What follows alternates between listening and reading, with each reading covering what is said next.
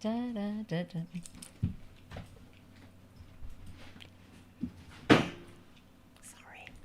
Hello and welcome to another Lawful Remedy. I forgot what it was then for a moment. The Lawful Remedy, episode 12. Blimey, it's a lot of Lawful Remedies. Absolutely. 3 months, ladies and gentlemen, that we have been doing this relentlessly at the end of each week. And you dutifully have been tuning in, and we do thank you for that. And, of course, not only is it the 12th show of the Lawful Remedy, but we've had our very first Roadshow, which I can tell you, I wasn't there. But Karen Dodd, who is with me, was. I was there. Was it all right? It was all right. Was it all right? Was it all right? Yeah, it was very, very good. It was very good. Jill was there. Jill's on the panel tonight. It was really very good, Richard. Better than I thought.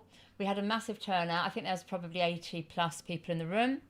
A lot of really good questions, a lot of support. They really want, they want this knowledge, they want this information, they want to take action. And on the back of that, I've had emails from people wanting us to go further afield, like up to Scotland, Perth. I'm saying, gosh, yeah. I can do Scotland in September. Well, there you go. I should be up there. Whereabouts will you be? I don't know which. In Scotland. Yeah, in Scotland. So a gentleman from the other Perth, side of Hadrian's Wall, is it? Somewhere near possibly. Yeah, that's something to discuss, isn't it? Hadrian's Wall and all that, or is it? I don't know. Oh, it could be. Well, talk about governments and politics. And, yeah. So anyway. But yes, it was very good. So on the panel, we had Martin Geddes, Dean of Buxton. I'm looking at my list. Pete the Hat, Jill was there, and David Edelman. And they really enjoyed it as well. I mean, enjoyed it. They felt that they were giving this information that the public are craving. Did the questions come in thick and fast? They did. So how we did it, they just had a quick intro to themselves.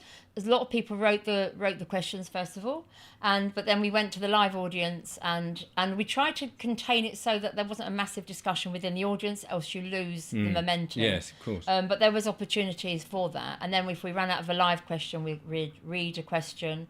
So it worked out. The gods were with us because we ended on time, we started on time. No, we didn't start on time actually. The hall wasn't open.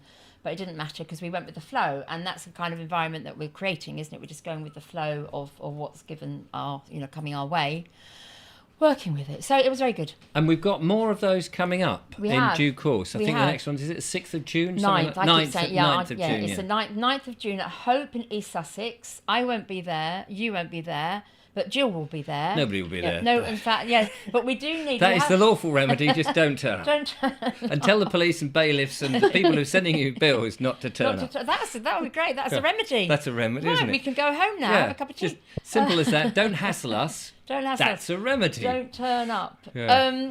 But yes, we do need people to get in touch with me, please, for tickets, because we haven't sold many tickets yet. And if it's lastminute.com, sometimes we pull the events because we think, it's a lot of time and effort that the panellists have to come on board.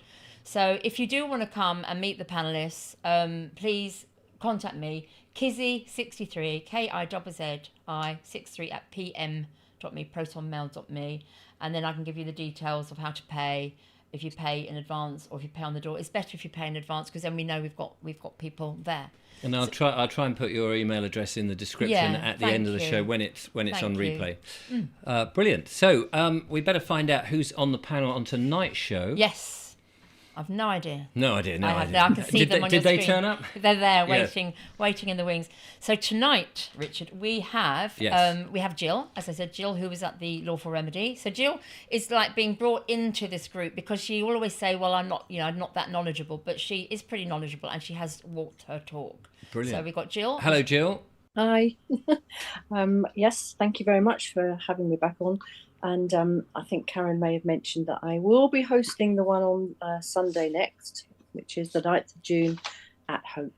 And I need lots of support because I haven't got this double act. So it'll be lovely to have people along and give me some support. Lots of my friends are coming, but they may not. Oh, that's good. There we are. That's what you that's need. sorted then, isn't it? Yeah. We do need to turn up. So thank you, Jill, for doing that.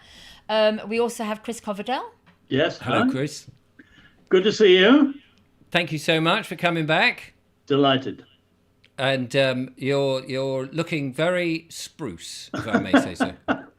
Like a Trying tree. to tidy myself up. Like a tree. Various problems. And Chris, you're at Hope, are you not, on the 9th? I think Yes, you are one of our that's clever the clogs. intention. Yep. That's the intention. Okay, so superb. So we'll have Chris there with Jill. Brilliant. Oh, that's well, two that's good. people. Yeah. And then tonight, who's not going to be at Hope, we have Sovereign Pete. Sovereign Pete. Hello, Sovereign Pete. Hi there. How you doing? Yep. Good to have you on board this evening. Anytime. So Sovereign Pete, he's not at Hope, but you're going to be joining us at Hull and at Buxton, are you not? That's right. Yeah, that's right. Buxton Yeah. on the 23rd of June and Hull on July the 21st. Well done. I'm glad you remembered that. You've got it written down. I do. It's on my absolutely. post-it list.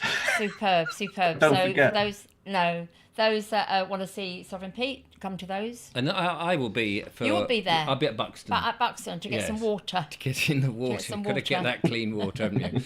And also we have Tony Rose, who will also be at Hope. That's quite interesting. So Tony, hello. Thank you for joining us tonight, and we will see you at Hope.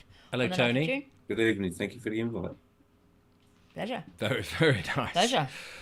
So you'll be at Hope as well. So there we are. So people get to see a little bit of the panel Yes. before the event. Absolutely. But very much looking forward to getting to the Buxton one, because it would be nice to see and feel the room rather than, of course, when you've just got text on a screen, it's very different. But we do have people out there slowly coming to the show, so thank you for coming along. As you'll see in the chat room at the top there, it says put the word question. If you can put it in capitals, I meant to do that. I just mistakenly forgot to do it. Before your question for tonight, that would be very, very good. And then it means that we can see it. In the background, off camera, we have the lovely Julia, who is just come back from A&E from all her... a bit more. Oh, there they are. There it is. A few fingers. There we go, look. She's constrained by her headphones, and she's sitting at a little desk over there. I need to get another camera on so we can get... Oh, hang on. Oh, there she is. There she is. There she is, the lovely Fantastic. Julia. Well done, Julia. She's also monitoring and moderating in the chat room, just in case there's anybody having a punch-up, because being she's naughty. very good at headbutting people. She sorts them out. She stands her ground. She certainly does. Can I just also say, Richard, with these road shows, they're so powerful because the people are there together. They gather together and they can meet each other and take just connect with each other, help resolve situations. They might have had the same situation that occurred as what's happened to you and Julia this weekend. So that's why I think it's also really important for you guys to come along to the road shows. And if you do want us to bring the road show to you, let us know. Send us an email, and then we'll try and get some clever clogs, because there's quite a bunch of you guys now, you clever clogs, that are happy, I think, to travel. I'm saying this. I mean, you guys are kind of okay to move around the country, aren't you, and support the cause? Yes. Absolutely. Yes. Thank you. Cool. And what went through my mind is somebody sent me, because of the problems that we had, Julia's issue, it wasn't really Julia's, it was her ex's actually, but she was standing her ground because it was her house, and her car was also clamped. And somebody gave me a crib sheet, or a crib sheet of things to do if the bailiffs turns up. And I think a series of crib sheets on just give you quick advice, so that if something happens, you've got, obviously we should know all this, we should have it deep within our thing, but when you're the target and you're sort of going, oh crikey, I'm dealing with you, and I've got to try and remember, what did they say I'm supposed to say, and all of this with the police and all of that. It would be great to have a series of that, and we did talk about having a potential website, didn't we, for the Lawful Remedy? Yes, something we need to set up. So people could download that sort of stuff. And I think the crib sheet, I don't know if it was David Edelman might have sent it, but I received something. Maybe it was on our little group. And I think that crib sheet is really important. He did say to memorise it, which could be quite challenging for somebody like myself. I don't remember anything. But you could even, stick it on the front door or near the front door, so you can go to that if you do see somebody coming that is not welcome, that's trespassing. So you've got it at hand. And you're take a few breaths so that you can then deal with it, rather than sort of, go into, that kind of mode. Yeah. I'll apologise if you get blank screens from time to time. I noticed this trouble last week with the camera mixing. Sometimes you just get about a second of a blank screen. It doesn't mean that we've just gone off and had a cup of tea or anything. It's just there's a technical error, which as yet I need to sort out. Right, so... Questions? Yeah, should we go and get some questions? We've said hello to everybody, haven't we, so far? So we've got 2 questions so far. One I've lost already, but the one straight in front of me from Robert. Question: can I ask solicitors to not register my next house with the land registry? What are the implications? Which is great because I'm about to buy a house, so I like that question. I can answer that. Thank you. Here's the problem. It depends on how you are buying the house. Now, it gets a little bit complicated because you're technically not buying the house, the bricks, the land, or anything like that. You're buying a title. You're buying an address. So let's say you live on 69 Shakespeare Avenue and the postcode is LB 12345. That's the address that you're actually buying. And you're normally doing it using a mortgage. So if you are buying a house, in quotes, you'll be using a mortgage company. Because what you're doing is facilitating your own credit through the mortgage company is then creating what is called public credit. Public credit is these notes. These notes are called the Bank of England notes, and they're owned by the Bank of England, right? The Bank of England is promising to pay for your house. And one of their requirements is until you, the person buying the house, pays everything back, that house must be registered. You can't opt out. Okay, so you can't say to the solicitor, don't register it, because the solicitor says, no, my hands are tied. You're actually asking the Bank of England to buy your house for you, and therefore it has to be registered, and that's the problem. The only way out of this, well, it's complicated, but you've got to understand what you're actually buying. You're buying an address and not property. I really don't have time to go into all of this, but if you understand how the system works, there is a way out, and you can claim the house. And if you want to buy a house, don't use a mortgage, and do so using gold. If you want to buy a house, use gold, then there's no requirement to register, and therefore it's not going to be registered. That's the simple layman's answer, okay? Do you think you could get a mortgage to buy the gold to then buy the house? Yes. Wow. Yes, absolutely. Now, here's the trick. You can't buy the gold. You exchange. It's all in the language. So this is the trick. So if you buy gold and then you sell gold, then the government says, oh, you're buying and selling gold, are you? You go, yes, I am. Oh, capital gains tax then, because you're buying and selling. Right. If you say, no, I'm exchanging, and I'm exchanging one form of currency for another form of money, then there's no tax to pay. So it's all in the language. So you exchange. So you can get your fiat notes, and then you exchange it for gold, which is another form of money, and then you buy your house. But it's probably unlikely that the mortgage company is actually going to let you do that. But it's more, another way of doing this is, if you understand how it works, you understand that what you're doing is you're asking the Bank of England to promise to pay, and they're actually facilitating your credit to do this. There is a way, if you really know how to do this stuff, you could buy your house through a mortgage, pay 1 month's payment, and then challenge the creditor. You contact the mortgage company and say, who's the creditor of this loan? And then the mortgage company is going to go, oh, game's up. And then it all falls apart. And what about if you're buying a house outright without the need for a loan, a mortgage?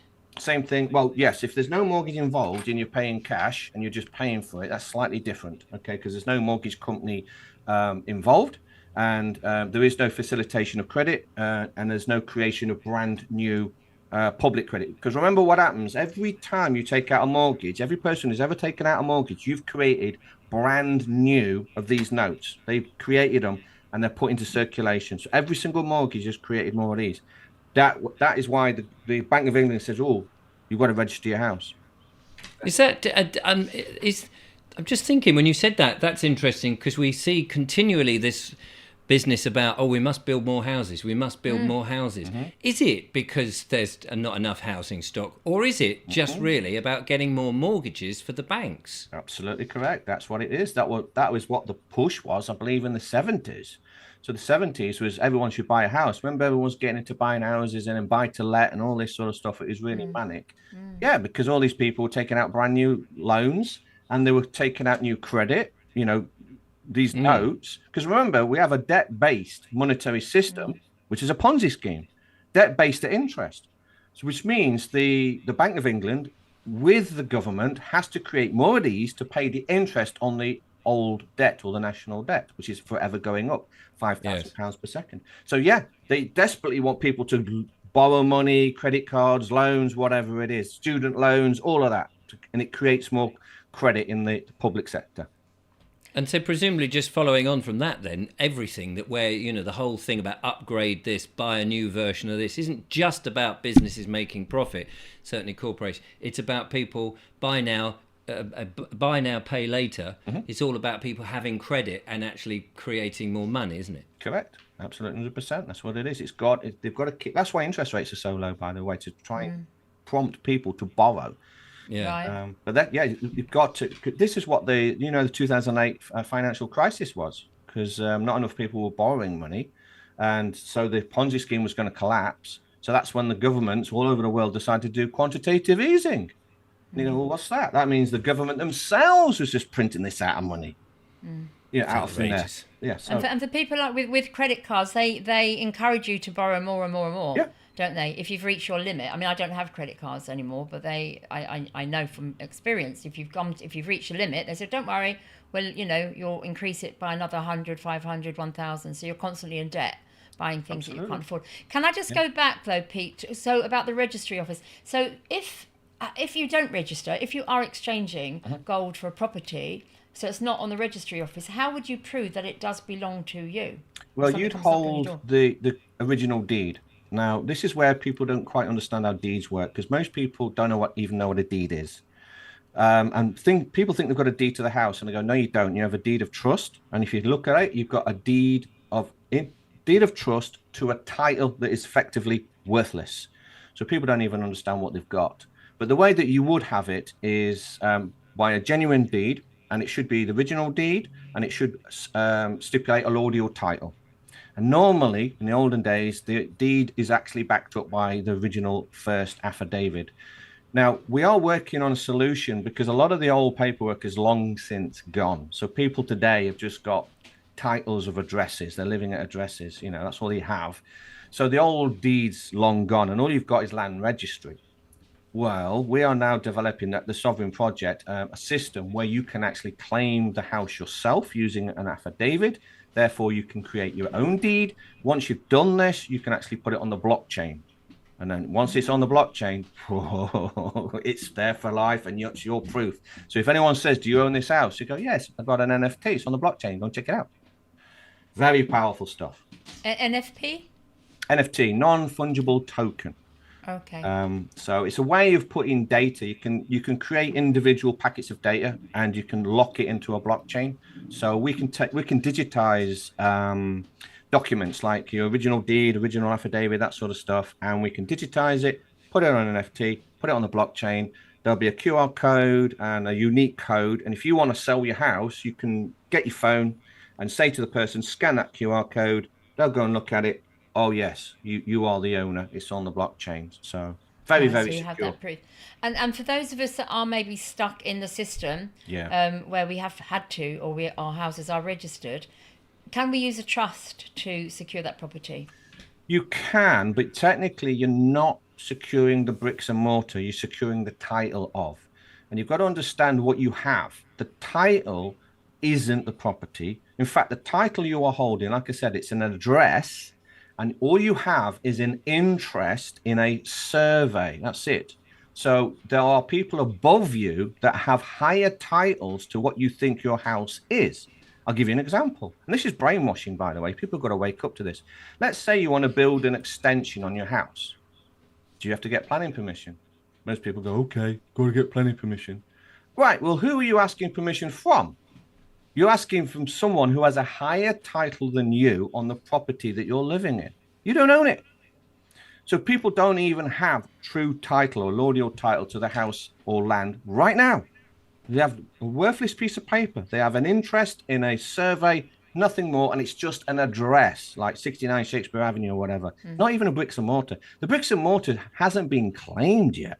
So if you learn how this system works, you can say, you know what, I don't want that title anymore. Throw it in the bin, and then claim the land. But again, we don't have time to go into all of that. And when you referred to the creditor on the mortgage, Norman Stevens is asking, so who is the creditor on a mortgage? You are. Thank you. So the way it works is that you all have we all have a foreign situs trust that was set up when we were born. This is all tied into the birth certificate. This is well documented, well known now. If you're in the SFT movement, you know about the birth certificate being securitized and turned into a negotiable instrument. So you're the creditor.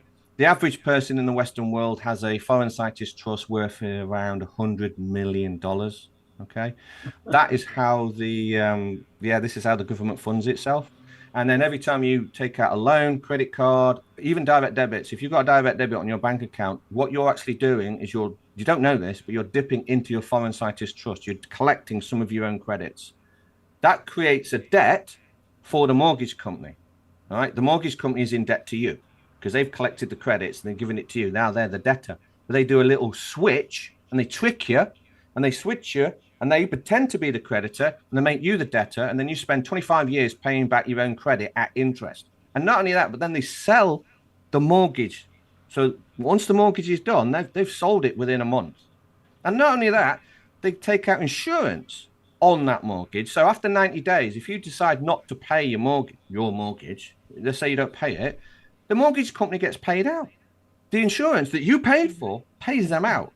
So they're triple dipping. And then the mortgage company will claim your house. And you go, the mortgage company doesn't have the right to the house, the bricks and mortar. It just has the right to the title, the address, not the house. But again, people don't know how the system works.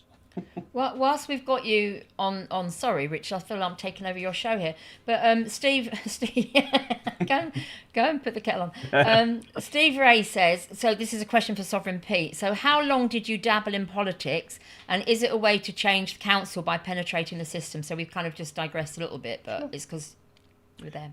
Yeah, I did dabble back in 2015-ish, and I stood for MP. I think it was Leicester South.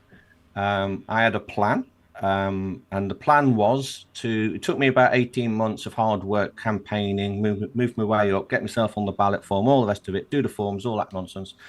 And I wanted my 15 minutes of fame. And as an MP candidate, you're supposed to get an interview on the BBC. It's supposed to interview you live. And I was working my way up to that. And I wanted to expose all this on a live interview as an MP candidate and say, do you know that council tax is a scam? Do you know that you self-insure your car? Do you know you don't own your car? You don't own your house? All this. I just wanted to, cause this massive stink. Unfortunately, it didn't quite work. The one day before I was supposed to have my interview, or a few hours before I was supposed to have my interview, it was cancelled. The BBC would not say why.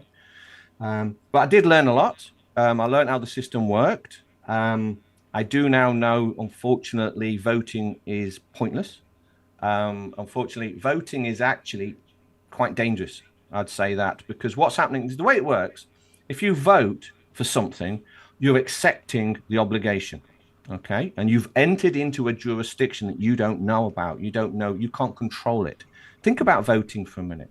Do you get to pick when to vote on the day? No. Do you get to pick what you vote on? No. Do you get to pick who you want to vote for? No. You get a selection, and that's it. So you're in this corporate jurisdiction. And if you do decide to vote, you've accepted the outcome of the vote, which is very dangerous. But it's worse than this, because if you do try and vote, you fill out the ballot paper, your vote isn't actually even counted. It's just an opinion poll. And if you read the actual form, it'll tell you. First of all, it'll say something like, fill out your name in all black letters or capital letters. Well, that's not you. That's your corporation, your birth certificate, your legal persona. They'll get you to sign on the bottom. You're signing on behalf of that corporation. And remember, you are voting within a ward. Now, the politicians are telling you this. They say, you do know that you vote within a ward. And you go, well, what does that mean? If you find yourself in a ward, it means you've given up your authority. You've given up your power of attorney. You have no say. Think of it like a prison ward, hospital ward, all right? Voting ward. You've given up your right to vote. So what you're actually doing is you're giving an opinion, and you're saying to the people who control the system, I don't know what to vote on. This is my opinion, but can you make the decisions for me? And that's what you're doing. And by the way, you know when you put an X on the box, your voting box, that is the signature of the simpleton. And that's why they say sign in an X. because that's a simpleton signature, which means he can't read or write. So therefore, he makes an X. So yeah, I learned the legal system back in the day. It's so beyond corrupt now. I can't trust it at all. There is another way out, though. Well, we'll come on to all of that a little bit later. Just to give the other panelists a chance. Does anybody else want to answer the question? Sure. Oh, sorry, that question. Because the other one, I've got one here for Chris. You've got more questions? Yeah, I've got one for Chris. Go for it. But or should I put another question in, or do the other guys want to say something on what Jill's Yeah, got? Jill. I'd just like to ask Pete what his opinion is of people that say to spoil the ballot paper by writing "I do not consent" across it. No problem. Unfortunately, that is also accepting obligation. Okay. This is how the system works, okay? You should never protest. You should never petition, okay? You don't do these things because that means you accept the obligation. It means you've lost the game already. So what I try and do, or the team does at the Sovereign Project, is educate people not to do these things and actually use your own law, your own power, and then you make a determination. So the problem is if you act on the ballot paper in any way, it's considered that you did indeed vote, and it's counted as a yes, you filled it out. Okay, so that's the problem. I mean, let me try and explain to you this trick of the system. All right. Now, it's like a loaded question. Let's say I said something very simple to you, and I said, "Do you pay your council tax?" No. Now, the average person might say, "Oh, I know, I heard you say that." A lot of people says no. That's the mistake you made. That's the trap. You see, the way it works, this is how the system works, and the politicians and all these bureaucrats, this is how they operate. They trap you through consent. So if this politician asks you, have you paid your council tax? You can't even answer that question, because if you say yes, then it means you've accepted the obligation to pay, and you already have. If you say no, you've also accepted the obligation to pay, but you've decided not to pay, therefore that they can come after you for non-payment. You can't win with that sort of question. It's a loaded question. So if you're asked, have you paid your council tax? You should turn around and say, what council tax? I don't remember putting in an order. And it short circuits them. They go, oh, don't know what to do now. Good answer. Brilliant. We must move on because time is ticking. So over to you for the next question. But thanks for that, Pete. And it does link. Deborah Hart asks, can you refuse to pay tax for a proxy war as you are aiding and abetting? So I think that's Chris's kind of department, isn't it? Absolutely, yes. You are aiding and abetting any... if you pay money which you know will be used by the British government, some of it, or by anybody else, in order to wage a war of aggression, or to take part in a war of aggression, or to take part in murder, mass murder, serial killing, bombing and killing and genocide, then you are aiding and abetting the crimes, and therefore you must stop handing the money over. Yeah, fine. Fair enough. Does anybody else want to add to that? Tony. Yeah, but never refuse to pay. If they give you a demand or a bill, decline the offer and do it on a conditional acceptance. You will pay it. You can put the money aside, put it in a trust, which can be a drawer, it can be a box, it can be a friend, someone you trust, something you trust, and get it on conditional acceptance. Get them to say you will pay it, providing you give me the answers to the following questions. Yeah. And you could say, prove to me that you're not funding wars. Prove to me that you're not causing war against humanity, etc., etc. And they can't do it. Sorry. I mean, sorry to interrupt you, Tony. I was just thinking, what if the country has agreed to go to war? And at the moment we've got all this nonsense about, are we at war with Russia, or are we not? We're sending money here and sending, but no, we haven't given public consent, assuming that we agree a government should even be the government. But if we've agreed as a country, then I'm guessing that we have, if you've consented to it, then they can say, well, give us your fair share of money so we can buy the tanks to send over to maim these people. Would that be a thing? if we've agreed as a country, have you been asked personally? Well, that's the Well thing. done. That's what I'm saying. If we have been asked, Have you been asked personally? I've never consented to any war. no, no. I'm hypothetically saying Yeah. that if people were able to sort of say, "We want war," you know, if they were saying that, but are you saying that they would have to ask each individual whether they agree to it? Yeah, officially they should do, because if you're paying for it, then you're entitled to to Have a answer, choice. to Yeah. give your choice. Yeah. There's the word communitarianism that comes to mind. Are we familiar with communitarianism? Anybody on the panel? I know what the word community means and communism. Well, yeah. It's communitarianism is when you're joining a community, you kind of lose your individual voice. It's because you are part of a community. So as a community, the whole community decides to whether it is go to war or wear a mask or whatever it is that they decide. And if that one person puts his hand up and says, no, I don't want to do it, then you're kind of ostracized. So it's a very scary thing. Mark Windows talks about this quite a lot. And that's why before we went live, I was talking about some of the things on the show. I won't talk about it, as we're being recorded here. But I think it's something we need to be mindful of, because when you think you're joining a group of people as a community, you do still want to be sovereign. You do want to keep your own voice. You don't want to be into this communitarianism, which is a bit of a trick. So I'll just throw that in. That's very interesting. I mean, that's the trouble, isn't it? I mean, we're using words that we think we know the meanings of. What other word would you use for what we collectively think of a community without the communism or losing your authority? Individual, yeah. Network of sovereigns. And that Network actually, of sovereigns. That's how you do it. and that's why. What about Superb. tribe, Pete? Well, Say again, Tony? tribe, did you say? Tribe? What about tribe? Tribe's another good one. Yeah, tribe. Tribe's a good one, but not a Groups. tribe as a head. Head of the tribe. What about assembly? Well, assembly requires membership. So obviously, all of it requires a membership, which means you consent to it. So community, that's membership. Society, that's membership.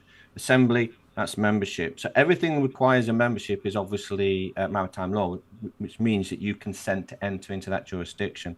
So network is better because there is no membership to be part of a network. You just know people. You're just part of a network. Group? Group's fine, but still a group could be, like a pop group. It's still some form of following. It's still a form of membership, that sort of stuff. It's very difficult to find a term that doesn't pull you into this collectivism. Even like club. You're going to join a Yes. member of a club. Exactly. And it's interesting because when I set the Freedom Network up at the beginning of all this, I wasn't aware of all this stuff. I knew something was weird. But the Freedom Network was just a means for people to connect across the country using a website, and it had served its purpose. It's still serving its purpose because people are still, getting in touch. But then I was approached by several people, and they wanted to collaborate, and I said, well, I don't have any say over what these hubs, I call them freedom hubs, are doing, because they're autonomous groups.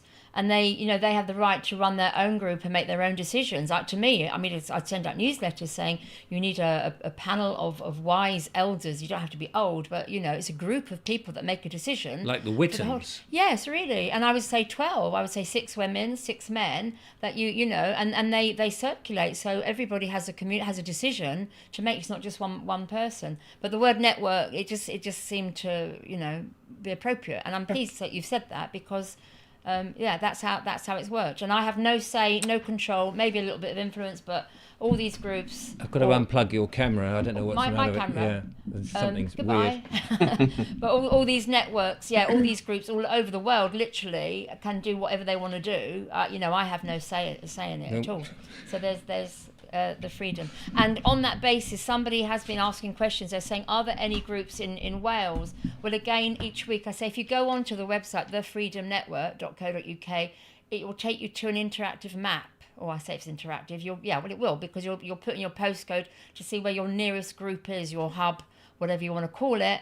And if there isn't one, then you send an email, will come to me and I will put you on the map and you will be that point of contact. And I have been getting a little bit peed off recently because some people have messaged me saying, oh, I contacted the email address on whatever area in Derby, Birmingham and Timbuktu, and I've heard no response. And that's why I get a little bit upset, because those people that have signed up to be on the network, there's a duty of care, isn't there? There's a duty of responsibility. If you don't want to, then come back to me and say, I can't do it anymore, or hand the baton over to somebody else, because this is all a numbers game and we need to network and create the numbers. Rant over. Brilliant. Can I ask Yes. a question? Just going back to Chris, some people have said to me, where can we find actual proof that the government are putting percentage of tax funds into warmongering? And we kind of know they are, but where's the tangible proof that we can actually research? It's in the government accounts, basically. All the money that we pay in taxes, all 230, goes into the consolidated fund, which is one fund that funds all government expenditure. Parliament agrees every year how much money they are going to put into the Ministry of what used to be War and is now Defence. And out of that, in the MOD budget, you can see how much money is spent on troop salaries or weapons or weapon delivery systems and everything else. So basically, we know that at least 7 to 8% of our taxes goes straight into the operational expenses of the MOD, and a further chunk of money goes into capital expenditure for warships and submarines and aircraft and other things over a period of 5, 10, 15 years. And then finally, a further portion of money goes to pay back the interest and capital on loans taken out years ago to fight wars in Iraq or Afghanistan or everywhere else. So that there are 2 or 3 major chunks of money that come out of the government budget that are going towards old wars or new wars or preparing for future wars. And that's accessible by the public, that knowledge. Absolutely, it's all in the government accounting. And some people might ask the question, then why could they not separate out the proportion that they have researched? And still, because some people are still under the illusion that some of their tax money actually goes towards public services, which we now know doesn't. But there's still that argument will come up for people that haven't really researched that. And I know that you can't separate it out either, because other people have tried to do that, saying, I'm just going to withhold a proportion of it and give you the rest, but that doesn't work either. So it might be quite good to clarify that for people. Yes, absolutely. I mean, since the Second World War, there's been over 40 cases of peace activists who tried to retain 10% or thereabouts of their money on the grounds that they didn't want it to go for war. And they've lost every time in the High Court, or the Supreme, as it's now, well, the High Court as it was, or the House of Lords, on the basis that there is no hypothecation of taxes in this country. What that means is that you can't allocate your money to a particular tax outcome. So I can't allocate, I say, I want this money to go for health or anything else. That role of allocating the taxes is subsumed by Parliament, and you cannot interfere with that. And so every case is lost on the grounds there is no hypothecation of taxes, and it's Parliament who decides how the money will be spent, not you. Thank you. I can add to that as well, because Chris is absolutely correct on that. I just want to add to the fact that Parliament is in fact a private corporation, and if you withhold some of your council tax, you say I'm going to pay 90% and I'm going to withhold 10, then what you've actually done is you've accepted the obligation to pay, and that's the trap. And you've become an employee of that corporation called Parliament. Employee doesn't mean you get paid. It just means you're implicated. So you're going to lose every time when you go to the courts, because every single court within the legal system is all based on commerce. It's just a bank, and it doesn't deal in law in any way, shape, or form. So as you go up the courts, every single judge is going to say, well, you're obligated to pay because you've accepted the payment, but you haven't paid. Therefore, you're going to lose. You can't win that fight. I think people are making the mistake of trying to sort of skirt around the tax and try and avoid it. You should never avoid the tax or do stuff like this. What you should be doing is saying, oh, hang on a minute, am I even obligated? That stumps them.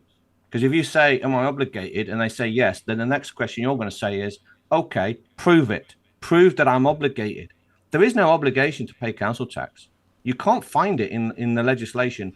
And then you've got to say, well, hang on a minute, does legislation even apply to me? No, it doesn't. Legislation only applies to employees of the UK corporation. I'm not an employee of the UK corporation. It doesn't apply to me.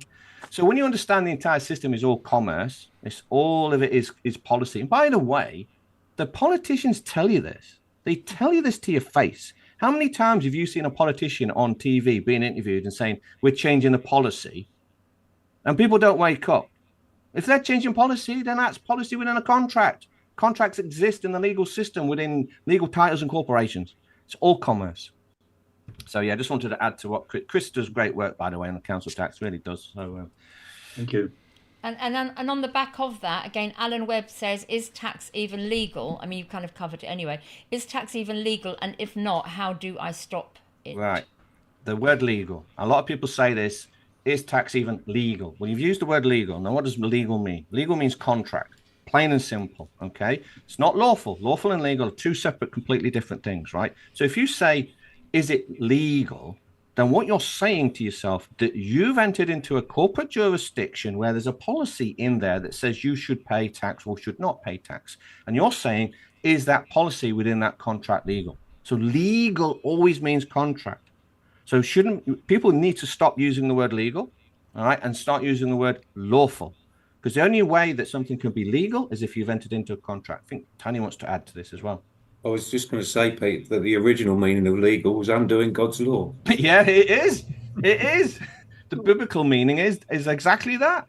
And that's how they do it, because God's law, doesn't matter. You don't have to be religious or believe in God, but God's law is beyond man's reach. In other words, you can't change it. All right. That's what law is. To know what law is means it's beyond man's reach. You can't change it.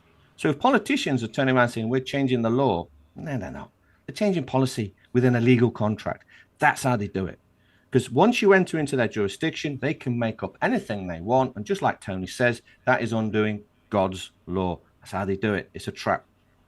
And if they can change a law, you can change a law, because we're all equal under the law. Yes. I could change law in my dominion. Last week, I liked this. They said law is land, air and water. Is that the case, or is that? Yeah, I mean, it's a good acronym. It's not absolutely true, but it fits. It's a good way of remembering it. Okay. I mean, the word law actually comes from log or to lay. I think it's old Scandinavian word from centuries ago. But it used to be that if you wanted to lay down your law, you would lay it down, and it'd be like lay down the log, the law. That's where the word law comes from.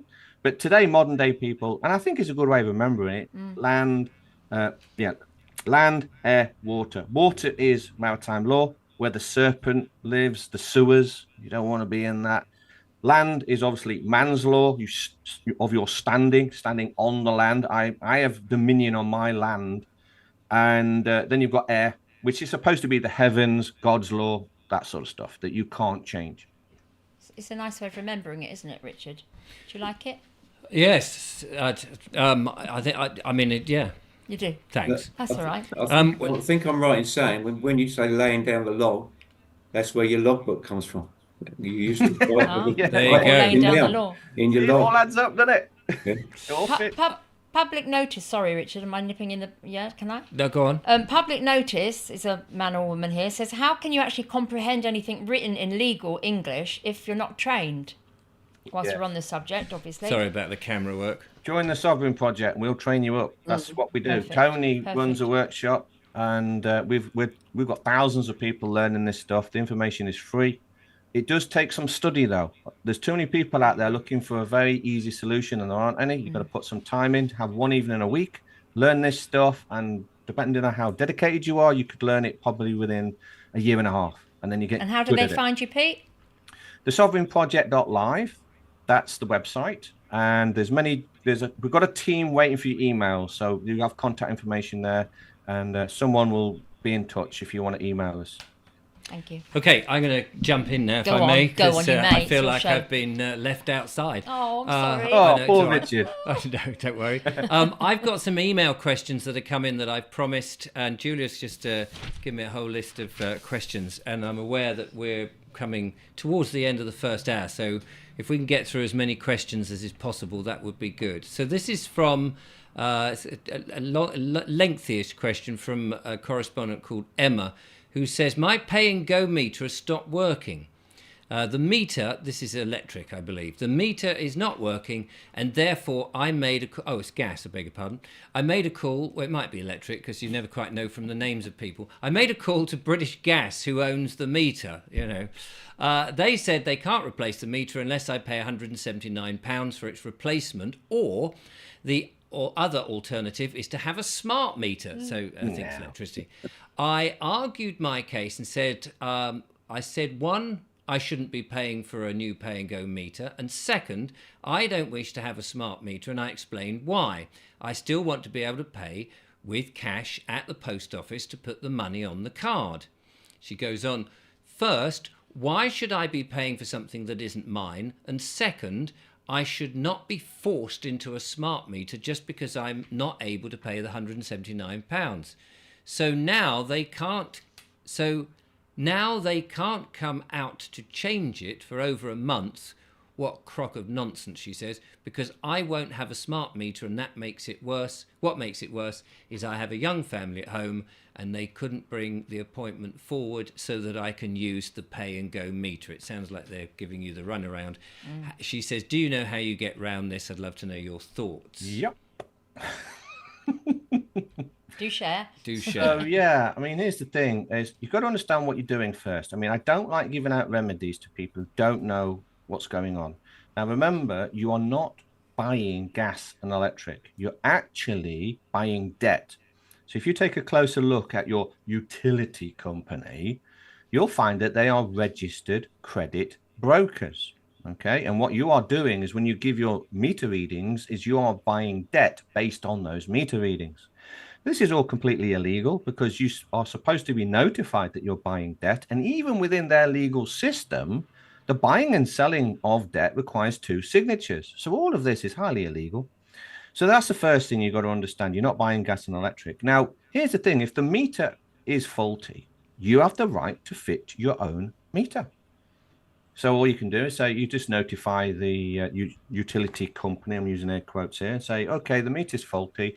I decline your offer of fitting your meter, and I decline your offer of a smart meter.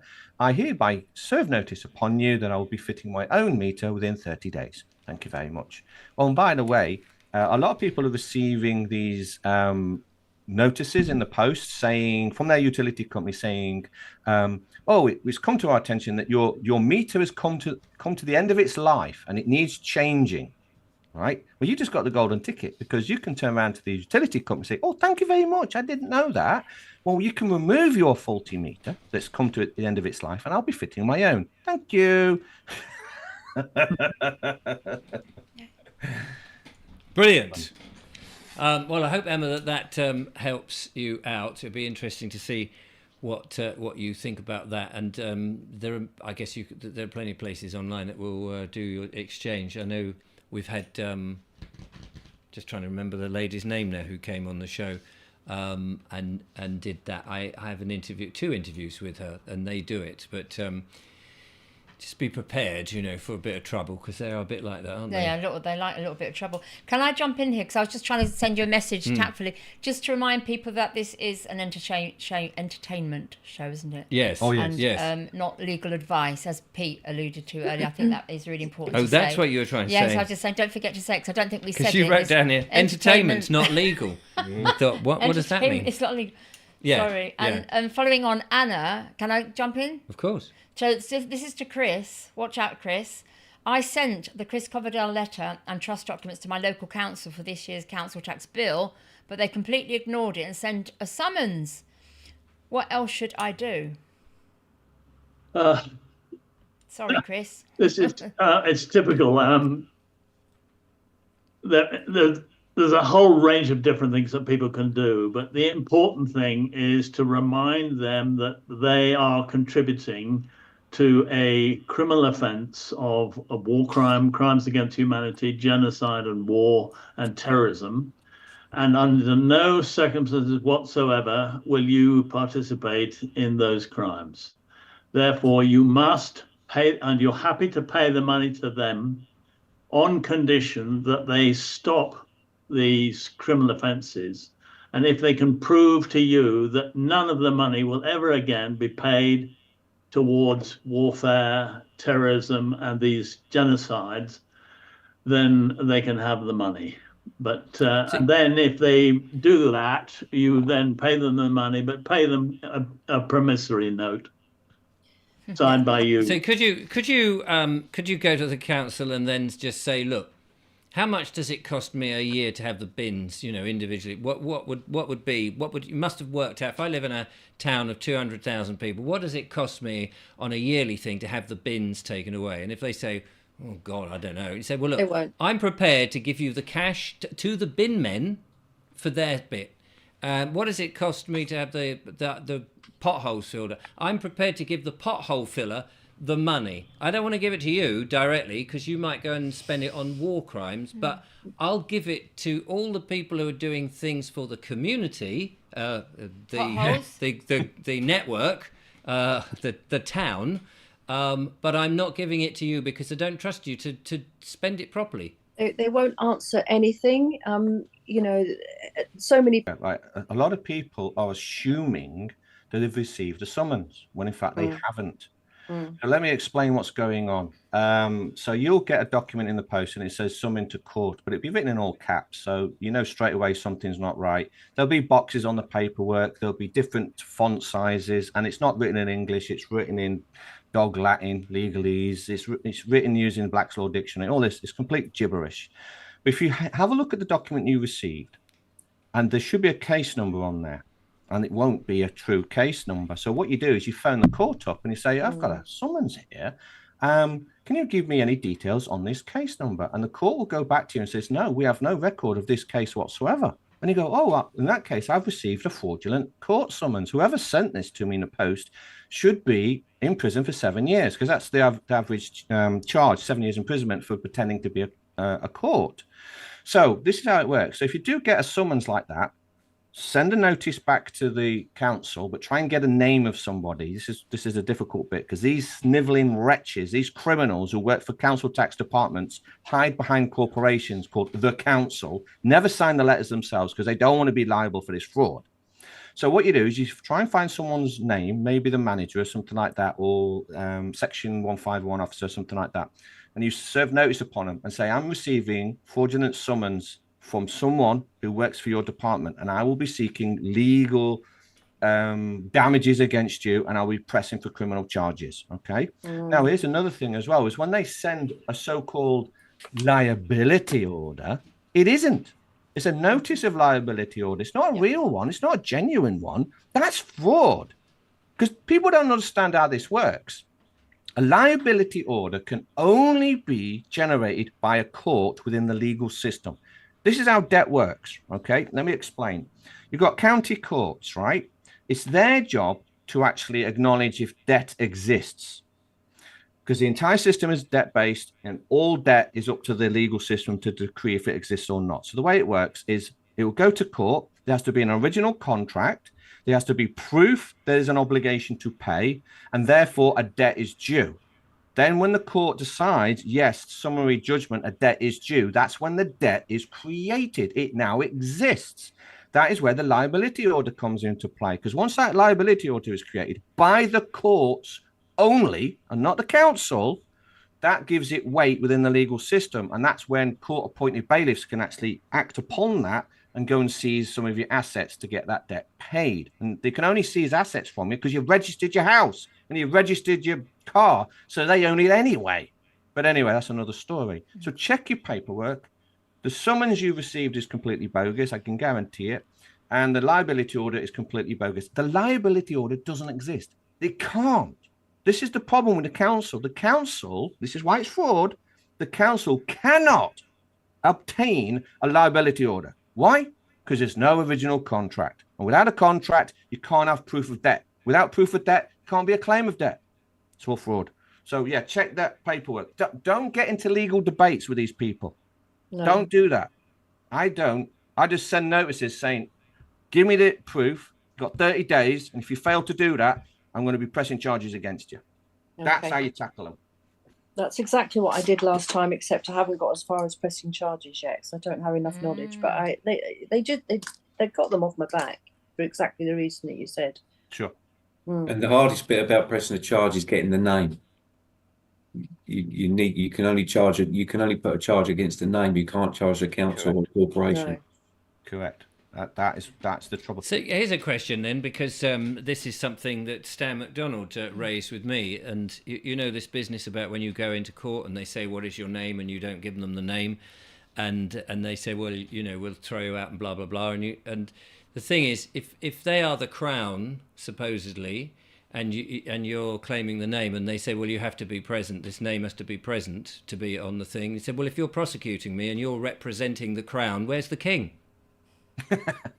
Shouldn't if the legal fiction has to be there in person, then and can't have an advocate or a stand-in or whatever, then surely the prosecutor who is acting on behalf of the Crown, he can't have a stand-in. Correct. So you know, you say, well, I'm happy to be here and represent, but you need the King in as well to ask me, the old sausage fingers. You're absolutely right. I mean, here's the thing with a corporation. If you go into this the court and you're told that it's a corporation that's making the charge against you, well, in commerce, they can only make a charge against another corporation. And you go, well, hang on a minute. Can you please give me the name of the second corporation then? Who is it? It's not me. And of course, it's the birth certificate, because the birth certificate is your legal persona corporation. That's how it works. And they have to disclose this to you. But they don't, because if they do, they expose the fraud. But yeah, absolutely right. It's all fraud. So talking of Stan McDonald, your buddy, he's very good because he's putting the questions into the chat here if people make a comment. And one of them is, how can we be assured that a promissory note will work? Some work for a while, then fail, and some fail right out. So anybody for that one? Can I... sorry, go on. No, you can go first. Yeah, go, Chris. And then I'll do briefly, I mean, basically, the important thing is to go back to precedent of Lord Denning's statement back in the 70s, I think, where he said that it is cash. If you want to pay a bill and you pay it with a promissory note, that is equivalent of cash. Basically, every note you get from the Bank of England or the Bank of Scotland is a promissory note, and they are promising to pay on demand £20. Now, since 1931, you don't get any gold in exchange for your £20 note. So all you do is get another £20 note, another promissory note. So the important thing about promissory notes is that they are entirely lawful, and they have to be accepted by the banks and the Bank of England and others. So if you say you go to your council tax and let's say it's £2,000 and you say, no problem, there it is, it's on a promissory note, and they go, and let's say they accept it because it says on there, I promise to pay the bearer on demand £2,000, and then they say, okay, pay me the £2,000 then. Do you just write them another promissory note? Because that's what you would effectively do if they said, here's 20 quid, it says on here, give me the 20 quid, okay, there's 20 quid, I'll have that one back. I mean, are you just not? You're just because there's nothing of value at the end of it. It's just paper. Well, that's exactly it. So you pay one promissory note with another promissory note. Right. And we need to carry on doing this until this system collapses. Basically, until promissory notes are backed by a promise of an hour's work to Right. benefit the community or other people or something like that. And would you, if you're writing your own promissory note, would you put something like the Bank of Vobes or? Yeah, why not? Well, if you want to, and you can also put conditions in. It doesn't have to be on demand. You can say, I'm promised to pay the bet, whoever it is, this amount, whatever that is, on condition that the following things happen. Oh, right. So you can. Can you do it on the Never Never? Well, yes, you could if you wanted to. Yeah, I mean, the point is, I promise it's to all pay on the open Never to Never, us never pay. to be inventive and creative. We need to be much more inventive and creative with these things, and to use the system that they use against us, right, against them. And if they go, I refuse to take it, does that mean the cash has not, they've refused it, you've tried to pay. They can't refuse it. Yeah, but I mean, they can't in a sense legally. That's what Lord Denning said. And if they refuse it, then they've accepted the fact that you're not going to pay them anymore. Right. Well, and because ultimately it comes down to the fact that you've then got to say, is a promissory note cash? And you just quote, if it went to court, and they probably wouldn't want you in court, because the argument would be, is a promissory note cash? Because if they said no, then you'd turn around and say, what's all this crap that the Bank of England keep giving me then? Yeah. Yeah. I mean, show them one of these. This is a promise to pay. This is a promise to pay. That's what it is. Okay. That one's almost in half. Yeah, one's a bit ripped, isn't it? Pull it a bit harder. I've got another one. Doesn't matter. I've got another one. Oh, he's loaded. That you are. Well, I actually got proper money, which is my silver coin. So there we go, silver coin. But I've got some of these as well. But yeah, I mean, here's the thing with promissory notes. This is a promissory note. It's a Bank of England's version, and everybody has the right to use their own promissory notes. Now, if the council refuses to accept it, then what they're saying is the debt is no longer payable. Okay. If they don't return it, then the debt has been paid. If they do return it, it means there is no debt to pay. So you've trapped them, right? Now, if you know this, you can challenge this in court, because then you can go to the court and say, now, there's the thing. If you're dealing with a council, you're dealing with plebs, right? You're dealing with morons, idiots, low-level morons, okay? In the office. let's be fair to the. And I'm being polite. Yes, I realise that, but let's just be I fair. Didn't use any bad language. No, I know, but let's just be fair to the people who work there. They're ignorant of what's going on. I mean, it's not their fault. I mean, I wouldn't call them necessarily more, because they may be nice, happy parents. They may be good human beings. They're just not aware of the system. They're just not aware of the system, and they've been trained and I think they're doing good. I think we have to be honourable and give them the benefit of the doubt. But I appreciate that they are ignorant to what necessarily they're doing. Can I put it that way? You can, but I don't buy that myself, because they're still harming people. That's the problem. I mean, it's like if you're looking for a job and you're looking down the jobs, would you go, oh, I know, parking ticket. Oh, okay, I'll be a traffic warden. Or I know, I'll be a bailiff. Or I know, I'll kill some baby seals or something. Do you know what I mean? If you want to I don't know that you could really put people who work for the council in that. I would. Ticket, I know you would. But I mean, this is just semantics, really. But let's not call them morons on this show. Plebs, if you don't mind. Well, you can call them plebs. I'll call them plebs. I mean, I'm not trying to defend. I'm not trying to defend the council by any means. Oh, Richard, he's turned. He's a turncoat. He's defending the council. I'm not defending them but I think it doesn't help if we insult people rather than educate them. Because if we have them on our side, so they start turning around and saying, actually, this makes a lot of sense, boss. I don't think this is correct. So we need them on our side, not to be insulted and go, oh, those people, the Freeman on the land idiots. They need to be on our side. And I think we do that by not insulting them. And I agree with you, Richard. And I think we need to educate them, because somebody here just as once has said, I'm really confused as the real world does not work in this manner. You cannot address local councils in this manner. They will laugh. And I think it was Chris said that we've got to wait until the system breaks. and it is collapsing. I think it is collapsing, but there is a way of helping it collapse, and it is with respect, isn't it? And with integrity, because we don't really want to be. We've got to be better than them on all counts. I just feel that we have to be better than them, and if they're ignorant of what we know to be true, that's, we can point them in the right direction. If they point blank refuse to go in, then absolutely call them whatever you desire.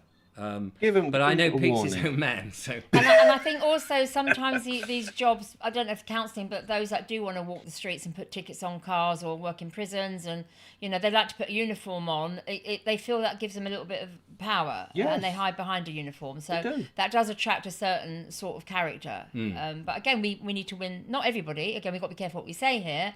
But I hear what you're saying, Pete. But I think we do need to be a bit more respectful. Well, just going. I'll just finish off there quick. If you are sending promissory notes to the plebs who don't know any different, okay, that's with rainbows and lollipops, then you're just going to send it back because they don't know what they're doing.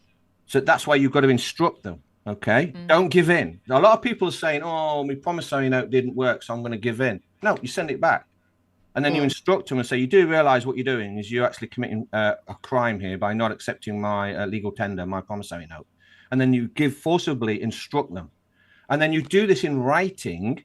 And then you can take it to the courts and say, look, courts, I tried to pay. Here's the promissory note. I served notice upon them. I gave notice. I said to them, fair warning that they were supposed to take it. I quoted the Bills of Exchange Act, all quoted. They still declined or refused to accept it. Use the word refused. They refused to accept it. Therefore, there is no debt. So that's how you do it. Okay. So keep fighting with these promissory notes. And there's a question on promissory notes. I can't say the name. Reichsdemino. Reichsdemino. I'm sure I don't know if that's a foreign name or an anagram. Is it Latin? I don't know. No, I don't think. Arykes. Demino. Anyway. He says, apart from your signature, do you also need a witness signature on a promissory note? Wouldn't have said so, because a £5 note or a £10 note only has the chief cashier, doesn't it? Yeah, correct. And you wouldn't need a witness. I mean, I'm the chief cashier of my own promissory notes.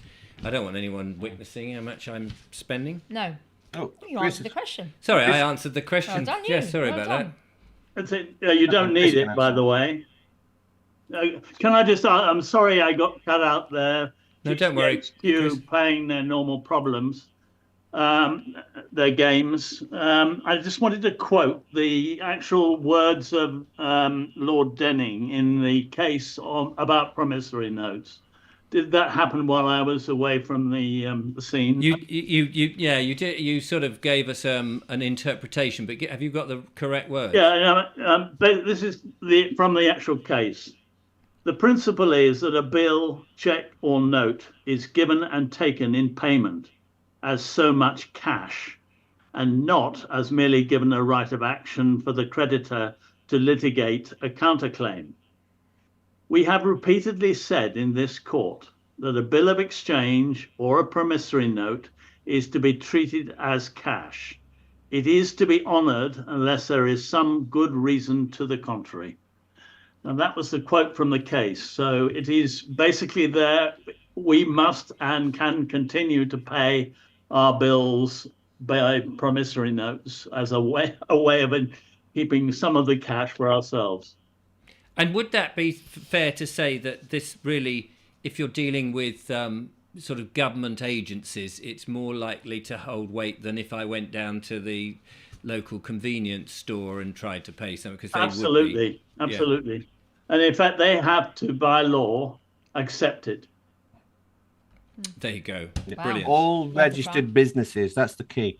If it's a registered business, they are absolutely legally bound to accept legal tender promissory notes. Legally bound, because they're registered, they're operating in that jurisdiction, and they've accepted the corporate policy of legal tender. So this is when you go into these shops. They say you go into a restaurant and say, oh, we don't take cash, for example. You ask the manager and go, oh, get the manager here. Okay, is this a registered business? And they go, yes, it is. Right, okay. Well, here's my cash. Take it or leave it. I'm walking out. And you can't do anything because I will sue you because you're a registered business and you're legally bound to take it. So no. I'm gonna nip down to quick print and get my own promise. Save having to write them all out. Get just because effectively, and just sign them presumably, and have them individually numbered. But effectively, you could then become the bank of yourself. Very rich. And I mean, that way you can be a billionaire. We could call you Richard Vobes, couldn't we? Call me whatever you like. Don't call me by my legal fiction if you don't. And, Yep. But am I right in saying you have a nice promissory note of your own? Who? Chris, Sorry? am I right in saying you've got a nice promissory note of your own? That's the question, It's isn't it, coming. All right. It's coming, But, I being mean, printed up, and I'm going to get them printed as a bank, like a checkbook. All right. So, I mean, presumably, if people did do this in significant numbers, whoa. they wouldn't need to work, would they, ultimately? The system would collapse. That's what that would happen. All your debts would be wiped out. The system would collapse, which is what we want, because obviously the system is destroying people in the billions. We've got third world, don't forget, people are living in absolute poverty, don't even have electricity. So and there's wars. So what would happen is once the system collapses, if everyone did this, or a large proportion of us use these promissory notes, it would collapse the financial system. Everybody holding gold and silver would become multi-billionaires. And all your debts would be wiped out. You'd be able to claim all your assets. If you lived in a council house, you'd be able to claim that for your own. All wars would come to an end. All the third world would come to an end. Poverty would end, and we'd get the free market, and everyone would live in peace. And then we'd have rainbows and lollipops. But would we get into a situation if I gave you, Pete, a promissory note? You've got a nice car, and I say I'd like that, and you say it's 50 grand. I said, no problem. Let me just get out this promissory. I've got a 50 grand promissory note here. So just sign that. There we are. There's 50 grand. And you go, great, thanks very much. Now, if you go down to the Rolls Royce shop and you go, there's a 50 grand. If we start using that, and lots of people start using these notes, you go into the shop for your shopping and manage to get a corner shop, whatever, and they start. We would be flooding the market with bits of paper. Yeah, that's correct. Would that mean inflation would go up, and in the end we end up with wheelbarrows full of the things? Yeah, absolutely. But why would you care? Because you just keep writing wheelbarrows full of paper, wouldn't you? You just keep writing them. In fact, you wouldn't do a wheelbarrow. Would the cost of paper suddenly go up? Somebody would go, hang on a minute, this is where we can make money. And the difference between Rolls-Royce and Pete is Rolls-Royce are a registered business. So that's true. Yeah, yes, that's absolutely. True. I wouldn't take your legal tender, Richard. I'd say, where's your silver coin? Pay me in gold. So could you make, that's an interesting point then, could you make the distinction and say, I won't take a promissory note, I will only take gold or silver? Yeah. But as a promissory note is deemed as cash, as Lord Denning says, and I don't have any silver on me, then, and I want to buy something, and you're a registered company, you're legally obliged to take it. But regardless of whether you say I only take silver or whatever. Yeah. But on a private interaction, you could say I decline your bit of paper. Thanks very much. Yeah, because you're trading then. Exactly. We're bringing back trade. It's not commerce. It's not legal tenders. It's not contracts and bills of exchange and all that garbage. We're going back to pure trade. Show me your silver. Show me your gold. If you want to buy my car, it's going to cost you silver or gold. So effectively, we've just solved the world's problems. Well, yes. we've nobody need be poor. No. The only people who need now be poor are the Bill Gates and all the other billionaires, because all their money is irrelevant now, because we've all got the same. As long as we've got the ability to write or sign our name and somebody else writes it, we can all be rich. Problem solved.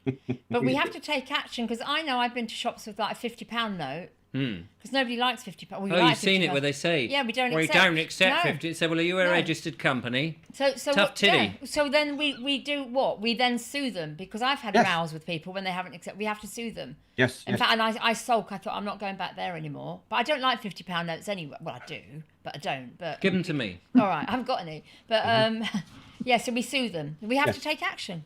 We have to take action. That's the thing. Otherwise, we say, all right, I'll get my phone out, my card out. Here's another question then. Because one of the things, there's like, they all used to do this. I don't know whether they still do that with a £20 note or a £50 with the note, light, you or they've know, got and all- machines, haven't they? They whack it through. and they go, and you go, why are you doing that? Well, it might be forged. Yes. Well, it doesn't make any difference, does it? Oh no. Because all worthless. it's a promissory note by, someone's just made it look the same. What a good point. Except that they may have forged the chief cashier's signature. If they put their own cashier, I guess that's where the forgery bit comes in, is it? It's all fraud. I mean, they're all Well, it's- the credit has no value. Remember, Chris mentioned earlier that the credit used to represent gold or silver. Remember, the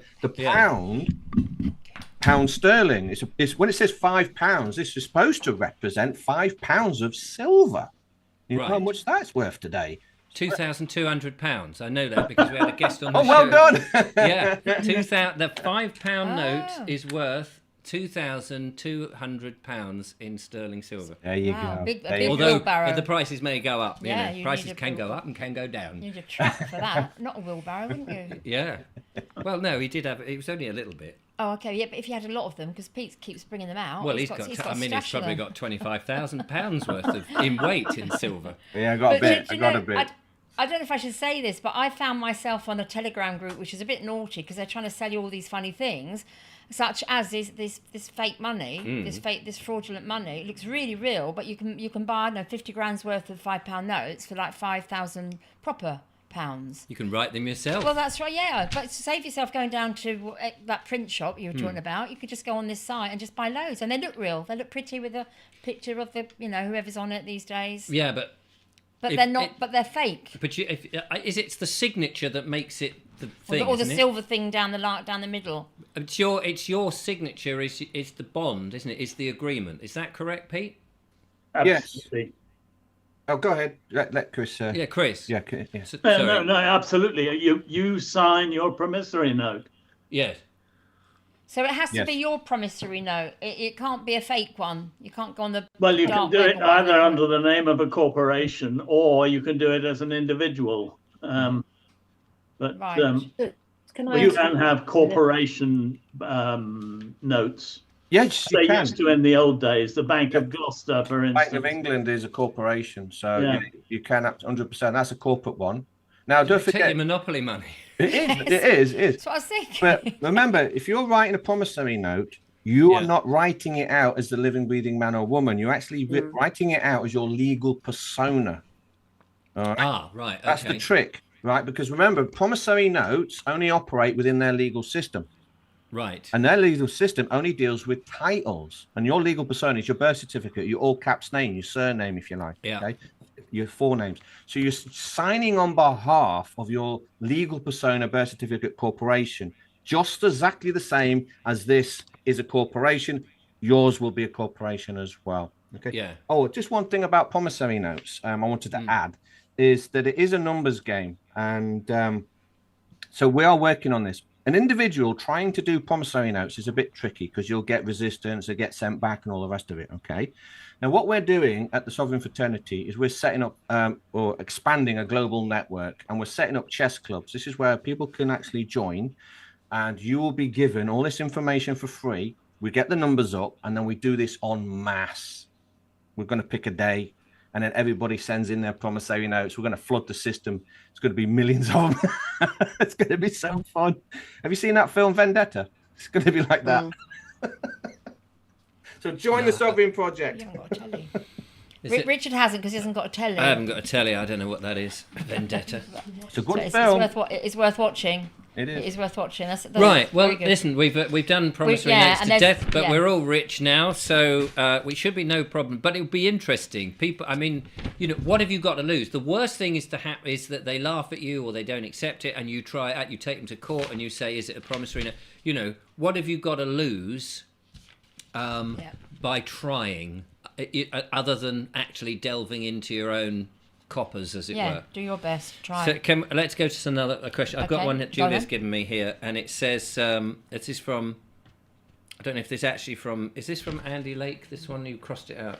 Yes. Yeah. It says, any freedom group around the Gwynedd area?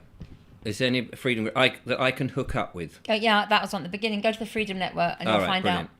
And Tombstone Vulture Command. I saw that. I love the names, isn't it great? What books and other materials can one research to gain full understanding of the differences between law language and legalese language? Oh, the shame of it. Oh, that's it. Promoting my own books on the channel. Oh, dear me. What the am I doing? information that Oh, people dear want. me. And where can they get those, Pete? Well, you can get them on the website. Okay, so you can download that. You can buy these on the website if you wish. But here's what I've done. So people are saying, "Oh, you're in it for the money, selling books." Are you in it for the money? No, I'd write you a note. promissory Because- Yeah, note. promissory notes. Tell you what I've done is I'll put all the chapters for free. Download. So if you don't want to buy a book, download it for free. And I'll just say that Pete very generously gave me one of his hard copy books, which I have got downstairs, which I do refer to from time to time. And it is worth. I know it's money, but just write a promissory note. No, He's not a promissory registered company, so That's tough true. tits. So send him some gold or Yeah. silver. But the point is, it's very handy having it as a book, because if you've got to keep opening a PDF or whatever, it's a pain, isn't it? Whereas a book, you can just It's nice to have a flick to book. the We page, like books. and you'll be supporting, free knowledge that you've just had. Richard, I can vouch for that, because that I got involved in the Sovereign Project purely and simply because I had an issue that I wasn't sure whether I was doing the right thing about. And I subscribed to his course, to the Sovereign Project first course, and everything you need for all the basics to know the difference between law and legal is in this book. And you can go through it and take it with you. I carry it everywhere with me, because there's so much useful information in there. Even into Sainsbury's, ladies and gentlemen. Everywhere. Everywhere. You never know who's going to stop you. No, very good. And what questions they're going to ask you. I've Yeah. got it too. Just a second. Especially in the gents. Oh, Never well, mind. I've got fans in the audience. I've got on the panel. Chris, Well, you fans got on my the book. panel. Oh, there you go. Tony's got him. Get a shot of Tony with the 2 books. Well, they're like a survival Bible, aren't Yeah. Just. They That's a very good name. Anyway, there was Bible. there was a plug, and I'm sure Yeah, the audience. shameless plug. But a Shameless worthy plug, Uh, because people want information and you're providing it. Absolutely. Right, I've got a question that came in by email, which I must get to, if I can find the thing to read. So here's a question. I can't remember who sent this in. I just put it into a file and sent it up to myself upstairs here. Do we have to have an independent... Oh, here we go. I think we've actually asked this. Do we have to have an independent witness sign our promissory notes? And if so, why? We've answered that. No, we don't. Yeah, So we let me don't. just do this last email question, and then I don't have to bug you. Richard, can you do a video that helps those who refuse to pay the extortionate prices of the energy companies are charging, forcing us to pay the war in Ukraine and windmills? Windmills? Windmill, The yeah. turbine things. No, actually, Windy Miller and those people are being forced in their houses now to have a windmill to Generate heat generate and corn and make bread for them. Are they? No, I made that up. I can be gullible sometimes. Yeah. I like Windy Miller. Excuse me, we're putting a windmill up in your house, an I thought you were old-fashioned windmill. It's going to cost us £2 million, and it's going in your front garden. There will be a 5G attachment. We need to know how we defend ourselves against the energy companies who want to force entry and change our meters for either pay or you'll go or smart meters. We kind of talked about the companies, but what would you say, panel, about stopping the force entry? People, again, they're in fear. Tony's got something. Like Tony. Yeah. Well, I'd say first thing, check who they're writing to. Check the address on the envelope. Check the type of envelope they're using, because they will be writing to the title that they gave you, which is a legal fiction. All right, that's your corporation. It's your legal corporation that the legal system put upon you. Okay, you need to be addressed as the living man or the living woman. So no Mr., no Mrs., no Ms., no titles in front of it. And they should send you, if they're going to write to you, they should write to you in a solid envelope, not a windowed envelope, because that is only used for internal mail. So they're tricking you into believing you've already got a contract. We all get those windowed envelopes. Do they know that they are internal mail envelopes, because sometimes I get stuff which is actually quite useful in a windowed mail envelope addressed to the legal fiction, of course. And if you just sort of said, "Oh, that's internal mail," you've sent it to the wrong place. Do they know, or do they just buy stationery? Somebody somewhere's going, "We need a whole load of. Oh, these are cheaper. We'll just get those and shove them in." Those at the top of these corporations know for sure. They know for sure, and they're just tricking their employees. They're treating, and yeah, I know I don't like using the word particularly myself, but they're treating their employees as plebs. Right? And they're treating us as plebs. That's what they're doing. You've tricked and trapped us into believing that what they're doing is right, and it's not. It's all fraud and corruption. I've got a question from Norman Stevens here, who says, talking about employment and stuff, he says, if you claim benefits, does this mean that you are an employee of the government? Yeah, you're implicated. You've got to be very, very careful. It's the same like child support, right? Here's the thing. The government, or the people who hide behind the legal fiction called government, don't give you anything for free. All right. So if you're receiving something, there's always a catch. So remember that. If it's free, what's the catch? So yes, and they're going to start clamping down on this benefit stuff, including pensions, I'm afraid, state pensions. State pensions are going to be converted into like a benefit, and the elderly are going to have to accept certain things to receive their state pension. So give up the right to drive a car, that's gone. Have to take vaccinations, that's another one. No longer eating meat, that's another one. Giving up their house if there's only one of them and they've got a 3-bedroom house, it's too big, that's going to be taken off them, otherwise you won't receive your state pension. So unfortunately, benefits is another one. So you have accepted a whole load of legislation that you have no clue. And child support is the most dangerous, all right? Because if you actually accept child support, what you're actually telling the state, the government, is that you have a child. And a child is a legal title, it's chattel. And the social services can come at your house anytime, knock on that door and say, right, we're taking the child. And you've admitted to it because you take child support. This is the dangers of the system. If you start dealing with it, you're going to get pulled in. So you've got to be very, very careful. I know it's difficult for people who are retired. What I'm hoping to do with the Sovereign Project is to tip the system over so that we can help those in their 60s and 70s who've been caught up. That's what I want to try and do. But yeah. Can you reverse, if you're receiving child support, let's say, because you feel that was the thing you should have done, but you could actually survive without it, or you'd rather not have the social services turn up. Are you able to say, I'm sorry, I no longer have a child, thanks very much. It's just disappeared into a puff of smoke. Terminate contract. Must have smoked it. Smoked your child? Well, the worst things happen at sea. But whatever. So could you terminate? Can you terminate the contract so that they then cannot come in and do that? Correct. Now, here's the thing about the system as well. You have to understand that the system is a system of commerce. All right. Yes. Once you understand that, then there are rules within commerce, and this is one of their rules, is you have the right to terminate contract, any contract, which means you can terminate contract. If they've taken your children and they are now in care somewhere else, and you don't want that to be, you're still the parent in the legal system, but they have done. Are you still able then to terminate the contract and say, sorry, I want my child back? You can, but it's going to be very, very difficult at that point because you're in deep at that point. Okay, so well, if you've lost your child, you probably don't care because you'll do anything to get them back, won't you? Yeah. I mean, what you should be doing is you want to be getting into affidavits and learning how the system works and learning that the affidavit is the most powerful document on the planet. Why? Because it's yours. And what you need to be doing is claiming your offspring in affidavit. Get it notarized.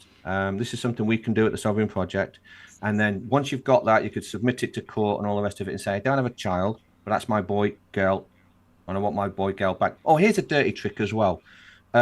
This is what happens in family court, because when you go to family court, parents, legal title, are tricked to becoming parent, mother, parent, father, and then they're tricked into fighting over custody of the child. This is why people are illiterate, because they don't understand what the meaning of the word custody means. Yes. Because custody means if you have custody of something, you don't own it. Mm-hmm. You've given away ownership of the boy or girl. And that's how they do it. And if you don't spot that, you've acquiesced, you've consented, and now they can take your child away because you've admitted you've got custody.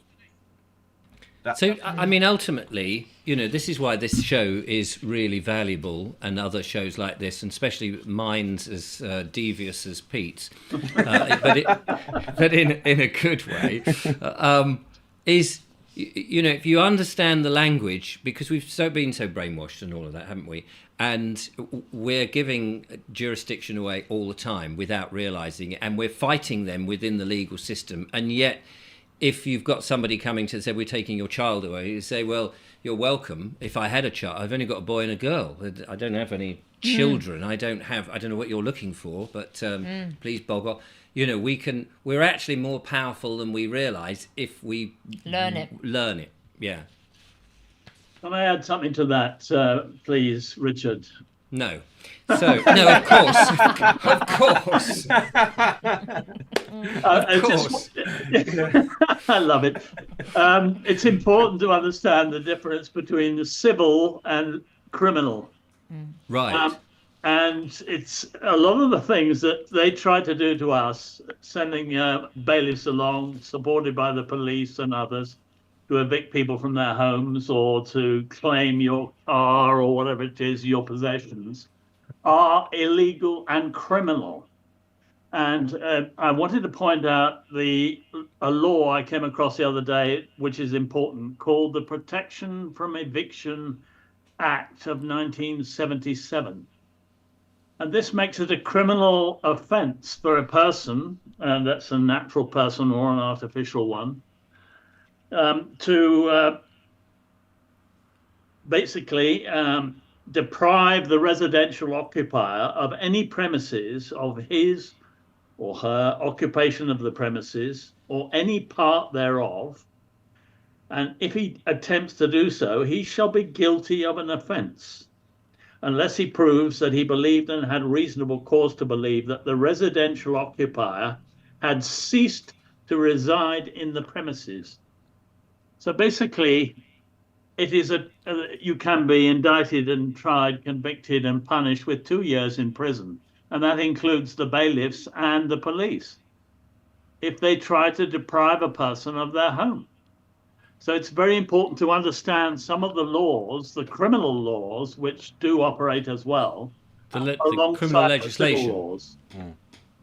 So what immediately strikes me there is that we have to decide to either jump into the legal fiction world of legalese and take advantage of their rules when it suits us, or to remain in the private world as a man or woman, so that you either don't give jurisdiction, but if you go, hang on a minute, I'm gonna make sure you shouldn't be doing this according to your rules, so I can now jump in as the legal fiction and say, well, according to your rules, things like the Leighton, Sutton and Bristow case, and so we have that ability. We're Supermen, really. To use their system, but then one minute we're Clark Kent, and the next minute we're Superman, the Invisible Man. And as long as you've got a telephone box, you're perfect. And a funny outfit. Yeah. Just make sure you understand the difference between civil and criminal. Yeah. Yes. Major. Same as understanding lawful and legal, Because you've got civil, and then you've got, like, trespass is civil, as I understand it, but aggravated trespass becomes criminal. Correct. I've got a question. Yes. Shall I? Yeah, go for it. So this chap came up ages ago. Southside Boxing says, Southside, Richard. Thank you. I was late with a self-employment tax return many years ago, and they started charging me a £10 a day. It's now about £6,000. But I wrote them a letter years ago telling them I won't be sending them any more tax returns. And I was leaving the country. What can I do? Thanks. Leave the country. Leave the country. Yeah, you've got to be honourable, haven't you? You says you're leaving the country, you'll have to do it. Off you go. No, Is there an answer to that? There is, sort of. Right, you've got to understand what you did. Because if you registered, there's the key, register. If you registered as self-employed, another legal title, legal term.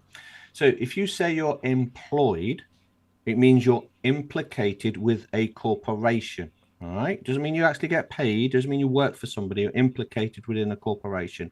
If you've registered with the UK or Companies House, then what you've done is you're now implicated with that corporation, the UK corporation, and they can then tax you. Tax is voluntary. Okay. All tax is voluntary, but they trick you by entering into a contract that you don't even realize. Okay. Now, one of the things you can do with taxes is pay with promissory notes, and they're the agency that have to take them, all right, because they deal with it. I want to just pick up on the all tax is voluntary. Yes. I fill up my van with diesel. Yes. And I know some of that is, well, most of it is tax. Yep. Can I then, do you think, take my receipt and say, if the tax is, work out the tax of it, find out what the government are taking, whatever it's 2/3 in tax, and then say, can I have that back, please? Well, you've got to spot the contract, all right? Because you've agreed, it's not informed consent, so it's still fraud, but you weren't told this, but there is a contract in air quotes. Because what are you driving? Registered vehicle. It's got a license plate on it. It's government property. So what if you're buying petrol for a bonfire? That's true. You shouldn't be paying duty. If you're going in with a jerry can and you go to the petrol station and just want to fill up the jerry can, absolutely, you should not be paying the VAT or duty. The VAT and duty is only applied to the government vehicle. That's how they get away with it. Okay.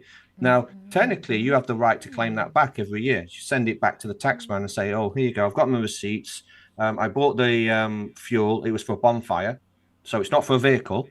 So I'm an arsonist and I need, it's my duty, it's my work. No, you're not. No, you're not, Richard. No, I mean, this is the character that I'm portraying at that moment. It's not No. But if you, Guy Fawkes, you weren't walking into London to Parliament with your jerry can. No. Doing a vendetta. For that. Yeah. Is retirement a benefit?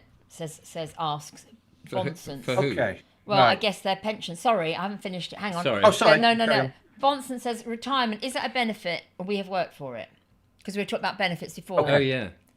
Let me explain how this works. All right. Now, I know a lot of people say, I paid my taxes, therefore I should get my pension. I'm a taxpayer. I want my pension. Yeah. Sadly, that is not how it works. This is not how it actually operates. All right. So taxes don't directly pay for government services. All right. It's much more complicated than that.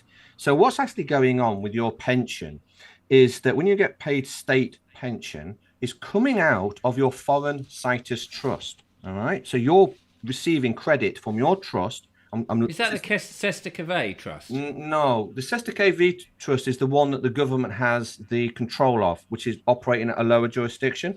So your trust, which is a foreign situs trust, operates at the national level.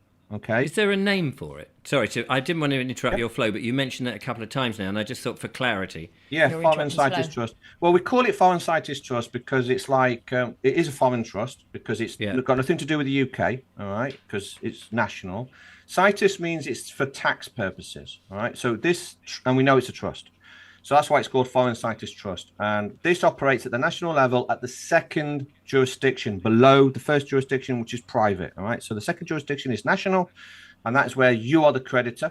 All right. And you have diplomatic immunity and all this sort of stuff, but you don't realize it. Then you are tricked into becoming a member of the public in the third jurisdiction. This is where governments operate. This is where Bank of England operates with the promissory notes. Third jurisdiction. Okay. So, and that is where Cesta Cave Trust is. So what the Cesta Cave Trust is again, layman's terms, basically it's the treasury of a corporate country, all countries are corporations, accessing your foreign situs trust at the national level, and then the government spend it at the public level. And that's how they do it. They use that Cesta Cave Trust. So anyway, the way the pension works is that the government, air quotes, takes the money out of your trust fund and gives it to you. And that's your payment for pensions. So it's coming out of your trust fund. Now, the problem is this trust is only supposed to operate for 70 years. So if you live beyond 70, then the government can't access your trust fund anymore. You become a liability now. So now it's the government has to pay your pension. Medazalan. I was going to say, you said You it, not got it. me. You got it. I was going to go down that road, and you Miss figured who? it out, Richard. Miss who? Miss Dazoland. Miss Dazoland. Mr. and Mrs. Dazoland. She's a lovely lady, Dazo. I love her. Yeah. That's it. When the money runs out, you become a liability. So they, and this is what Useless eaters. was all about. Useless eaters. That's what it was about. Interesting. Very deep. You've got to learn this system. It's insidious. Yeah, and somebody says, how can they join your thing, Pete? I saw it somewhere. How can they join your thing? Pete? Go on the website. Frank and Jazz. Oh, all that jazz. Question, how do you become a member of the Sovereign Project? Yeah. Go to your website, I guess. Go to my website. You just join. It'll just ask you some basic questions. Keep your word. Can you repeat the website again, please, for these people that have just come on? thesovereignproject.live. And if we've got any members out there listening to this right now, can you put the web link in the chat and then people can link on it? That'd be useful. And some people, Pete, this is going to be a challenging question, or maybe not. Some people have said, where have you got your training from, this legal stuff? Have you trained in it? I've been doing this for 30 years since I gained access to the internet in the early 90s. I just do it myself. I just studied. There's no way you can go to learn this. University won't teach you. Well, no, they're not going to teach it. They don't want us to know it, do No. they? I don't want you to know this. I mean, there's loads of resources out there, but you just have to find them and And you've people done take that. Yeah. And you've been up. So I think, all kudos to you guys. That's why you're the clever clogs, we call you that, because you've done the work. And we are reaping the and benefits. We haven't. No, but we're catching up, aren't we? We're trying to share it. We are trying to share it. We've got 15 minutes left or so.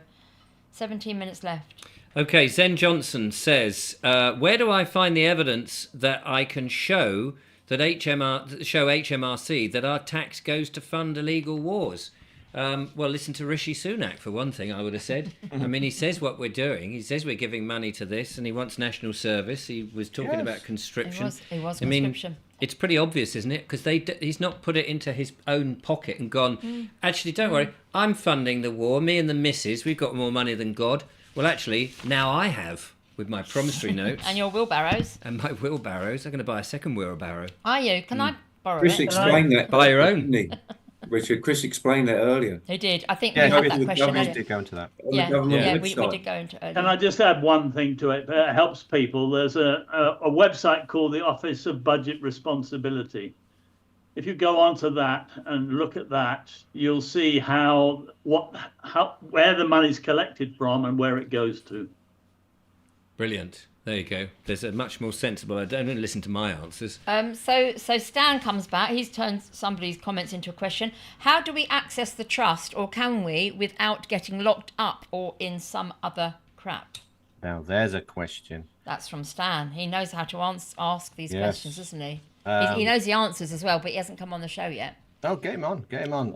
I mean, the thing is we know it exists. That we've studied it, we've found it, and all that sort of stuff. We're very, very close. We've got some numbers. For example, you can find a QSIP number that's attached to your birth certificate. You can even go on certain websites and it will show you how many times you've been traded. So some of this stuff is not hidden. You just got to dig for it. We know that certain corporations have the ability to do this, which is insurance companies, mortgage companies, credit card companies, and all banks. We know this. We know the system. There is a way of doing it. We just don't know how, but we're very close. And this is everybody in the SFT movement who's studying this stuff. Now, I suspect that if you're an individual and you finally do crack this, you'll either be asked to disappear, never heard of them again, or you'll be, So this is going to take a large movement. So this is where the sovereign fraternity comes into play, because if there's like 100 million of us and we've all figured it out, or should I say, if I figure it out, I'm going to give it away for free anyway. I say, this is how you do it. And it's a numbers game. I think ultimately it doesn't really matter. Because if enough people wake up and say, hang on a minute, my birth certificate is a bond and I'm bought and sold on a stock market and I'm worth 100 billion and all the rest of it, When enough people wake up, this is it. It comes to an end. All the people who operate mortgage companies, they're going to start running. They're going to start legging it. And the MPs, they're going to be legging it. And bankers, they're going to be legging it. Why do you think they're building all these bunkers for? We've got 15 minutes of the show left. I just want to grab a few questions before. Stan McDonald asks, can we write a promissory note deposit in a bank account to convert into cash so that we can use it in the conventional way when we would use cash. So can you just go to the bank and say, I promise to pay myself £50 million. There you go, mate. I've just created effectively what you would do with a mortgage, but just pay yourself. And sorry, bank, you don't get to sell this one. That's fraud. Can't do that. You're bypassing a whole lot of stuff within the financial system. Here's the thing with promissory notes. All right, within commerce, it's much more complicated than the average person realizes. It's not just a simple write it down, there it goes, magic. I know we talk in layman's terms because of limited time and all the rest of it, but I don't want to make it sound like it's simple. It isn't. But yeah, you can't do that. So you'll have the police knocking on your door because that's a violation. You don't need to anyway, because your promissory note is worth exactly the same as these notes anyway. Okay. So you don't need to bung it in. And so here's another one based on that. Sorry, this is Just Jules, and he says pound notes have a photocopied signature, or printed, I suppose would be technical, and a promise to pay, which makes it a promissory note. Shouldn't they have a wet ink signature to be legally executed? Absolutely right. Well spotted. I mean, these promissory notes, it's got all sorts of fraud on it. I mean, technically, it doesn't say anything. Because if you look at it... because it doesn't say that it's £20 or £5 of sterling. It's just £5 of what? Mouldy potatoes? Well, if you notice here, where it says £5, it's written in two separate fonts. See, the 5 is written in a different font to this. Yeah. And if you notice up here, you've got the pound symbol is a different size to the 5. Yeah. Oh, yeah. It's On got the a back, minus on the pound Not symbol the two instead of an lines. equals. Yeah. Yeah, well, a single bar. See, if you look on there, see that single bar on the pound, it means this is fiat. It has no value. Yeah. If it had 2 bars, then it would mean it stood for money. In other words, it was backed by money. Same as the dollar, the yen. You'll see a bar in just about every form of symbol. If it's got 3 bars, it means it's fully charged. And the other thing is, of course, it says, I promise to pay the bearer on demand, as Dean from Buxton pointed out, in all caps. Absolutely correct. And they do it so tiny, you can hardly make it out. There it is. Because they're trying to shrink it down so you don't even spot it. Can't see it. Yeah. Yeah, there it is, but you've got to get a magnifying glass to look at it. Read the small print. Read the small print. It's really, really interesting. We've got 10 minutes left. Have we got any other questions? Yeah, time goes by, he's asked. He said, my addiction to notices has brought to pass to the attack. How much money shall I ask or shall I seek if breach of data and harassment is proved with my paperwork? So he's fighting back. He's saying, should he go for £2,000, £5,000? Well, I mean, I'd say if you're new to this, I would say keep it all under 10, because then you can use a small claims court, and it's relatively simple.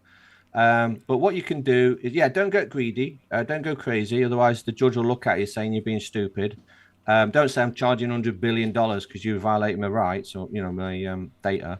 But yeah, I'd say £1,500, £2,000 is a fair charge for damages for a violation of data, but also charge for every notice that you write. So it's £500 per notice. If you make a phone call, then you charge an hourly rate. If you've got to travel anywhere, you charge for that. If you've got to attend court, £1,500 is a fair price to pay if you've got to attend court. So you build this up, and when you get near to 10 grand, you say, right, I'm going to take it down small claims and file a complaint. Brilliant. Yeah. I have got a question here, but I don't really want to read it out on here because the person involved, the man or woman involved, is not technically here. Several commenters have said they've tried to join a Telegram feed of one of our Lawful. I don't want to mention it because, as you say, but and was having problems. We've acknowledged that, and we can ask the particular. They're not on the panel tonight, are they? Yeah, so we can't really, talk behind other people or answer on behalf of anybody else. It's only fair to say that, I think. Stan McDonald, another question. He says, question: do we have a remedy if a council tax case was sent to judicial review, which was lawfully done, but the court ignored it? I can't see how. Which court would that be? Yeah, good point. Which court would it be? Yeah. Ignore it. I mean, if it's a judicial review by the High Court, which goes up to the appeal court or the even the Supreme Court, which court is he talking about? Each court is more important. Each of those courts are more important than the others. Yeah, that's a good question. To which, as yet, we don't have the answer. Well, one bef- thing you should do is always challenge the liability order in the original contract, and the case collapses. So you see, the way it works is if Kangaroo court, that was it. Well, Magistrates it is. court, he says. They're all Magistrates kangaroo court. courts. He says magistrates court has gone to High Court and it was appealed after that in Manchester. Yeah, I think what's happened here is obligation to pay has been accepted, which is a mistake. So this is where you've got to go right back to the beginning, and you should challenge the original case. Everyone has the right to do this. You can challenge the original case. You get the case number and say, I want all the paperwork regarding this case number, and I need to look at the paperwork and see if there's an original contract and an original claim for a debt. That's the beginning. Start at the beginning. And if that paperwork can't be found, then the entire court case, no matter how far it goes up, collapses. The whole thing, it's like pulling out the Jenga piece, and it just boom. Yeah. He has just said obligation to pay was never accepted. These messages coming in from Stan. Depends on accepted. You see, remember the system doesn't ask you directly. It says, would you like to pay council tax? And then you turn around and say, no, thank you, or yes, please, I would. It doesn't work that way. They might trick you with just simple language. Like I say, the judge can ask you a simple question like this, and it might be, have you paid your council tax this year? And if you say, no, I didn't, you lost because you've accepted the obligation. You see what I mean? It's in the language. You've got to go back and say, what did I agree to? Well, he's now said that the court didn't care, which makes sense. Doesn't it? We're rapidly running out of time, unfortunately. Sorry, Stan. But it's difficult, and we can bring that back on the next one. I just wanted to point out here that Stepper Style said that somebody ought to make a sovereignty version of Monopoly, which I think is a brilliant idea. I think it is, because every time you land on there and they try to charge you, you could have a lot of funny and say, well, hang on, are you talking about the legal top hat or the lawful train? Iron. Yeah. The lawful iron. I think and you'd have a lot also, of fun with there's somebody from Brazil who says, can we say hello? I won't say who it is because I don't like the name. I said I don't like the name. Leave England while you can. Yeah, leave England while you can. I thought he said leave England while you can and go to Brazil. Yeah, I think that's what they've done. I don't think we should leave England. I think we should be here stick up for yeah, exactly. So, listen, we've only got 5 minutes or so left. So this is the time in the show where I do a hillbilly dance routine. Yeehaw. And Karen does some comedy impressions. Okay. Or more likely, we ask the panel if there's anything they want to promote, and we'll tell you a little bit more about our Lawful Remedy Roadshow. So whilst Pete is up on the screen, what we've talked about the Sovereign Project tons and tons of times. Have you got anything else that you want to promote? Yeah, sure. I mean, we have a Sovereign Conference coming up on 4th of August. Okay, so I think there's only 200 tickets. Last year they sold out within, I think, a week and a half. We came to it, actually, and it was brilliant. Yeah, it was very good. Where is Thank you very much. Bognor. Bognor. No, not Bognor. Because that's down the road. It's up north. It's in the Midlands, in the isn't it? Midlands. That's right. Yeah, it's in the Midlands. So we've got the Sovereign Conference. That's coming up on 4th of August. You get a free book with a ticket, refreshments, all that sort of stuff. Through your website. Tickets through your website, yeah? Yeah. What you can do, we're going to have, the tickets aren't up for sale quite yet, so everyone can log their interest. So everyone who logs their interest who wants to go gets first refusal. So that way you've got a chance of getting a ticket. And for £500 on a promissory note, it's not bad, is it? If it's you, it's a silver coin, Richard. Oh, okay. That's better. Yeah, is that better? Yeah, silver coin. Yeah, for him it's better. It's less good for me. Of course. Yeah. Chris. Sorry. Yeah, I missed that because I was cut out again. Oh, that's all right. We were just talking about you, really. Yeah. Nothing in a nice way. Nothing. Yeah, where you're at, what you're doing. Have you got anything to promote on the show? Not to promote. I just need to let you know that my finances have been cut off. So my cards and bank account have been blocked. So I'm now having to go once a week to a particular branch and get cash from the branch. And they question me every time how I'm going to use it. And if I don't tell them something, they refuse to give it to me. So it's really coming on. The pressure's coming on now. My goodness. We need to be aware of it. Would you come on the show and do an interview about the whole situation of what's happened to you and just highlight all of that at some point? Yes, happy to do that. We'll probably get cut off 4 times during the interview. That's all right. We won't do it live. I'll pre-record it and then it can go out. Then they cut you off. And I'll write you some promissory notes to keep you going. Don't take them, Chris. Don't take them. And a few lunch and silver. I'll give you lunch and vouchers, yeah. and actually somewhere I've probably got a book of old Green Shield stamps. So, And some traveller's checks. yeah. So hopefully, no. This is. I mean, it is serious. I mean, on a serious note, this is absolutely outrageous. I mean, it is just awful. Yep. And no, I completely understand that. Tony, have you got anything you wish to report or moan about? No, I just like to say that I can back Chris up because I had my bank account blocked for 6 months. So Gosh, and how did you survive that? fortunately, I had I knew a little bit about the banking system prior to that, and I'd taken quite a bit of money out. So, I mean, for somebody like Tony, then could Tony write one of us a cheque for, I don't know, £500, and we then put that cheque into our account, withdraw the £500 or buy a gold or silver or something so that Chris could use it? Did I say Tony? I meant Chris. Yes. Yeah. So Yeah. I was just wondering, surely we could become banks and help somebody like Chris out if Chris is able to write us a cheque. Would that work? I think we need our own banks, definitely. We need to find a way of converting the current banks back into local banks that serve the local people. Yeah. Totally. But I mean, I would Agree. certainly, get 500 quid out in cash if you gave me a cheque for 1,000. I'd be more. I mean, for the Only 1,000. obviously there's a conversion fee. No, but I mean seriously, we can't have that. No, we going can't to- have that. I mean, That's that what is we've At got the to have to moment, put I mean, it's all stopped. They're refusing access to my pension. I've been on pension for 17 years. It's And awful. they're refusing access to that as well. So it's Well, this is why cash is king is so important, isn't Yeah. it? So we have to take the money out of the bank and use it. And the thing is, you can't even do a GoFundMe page, for people who support you, because No. it would go in the bank and you couldn't access it. yep, Yeah, they'll that's take right. it. Think what happened in Canada in lockdown with all the truckers. Yep. Yeah. Yeah. But I suppose you could say, go buy me silver, and if people bought you a sovereign, which is 30 quid these days, you could then at least go to a money exchange and get some cash. I mean, that's Yeah. another option. Yeah. I've got But to we'll- try we'll- some of these things. Thanks for suggesting them. I will try some other ways of doing Well, it. we'll get you on the show because you give invaluable. You've given years of work and dedication to this. I just Yeah. can't bear it.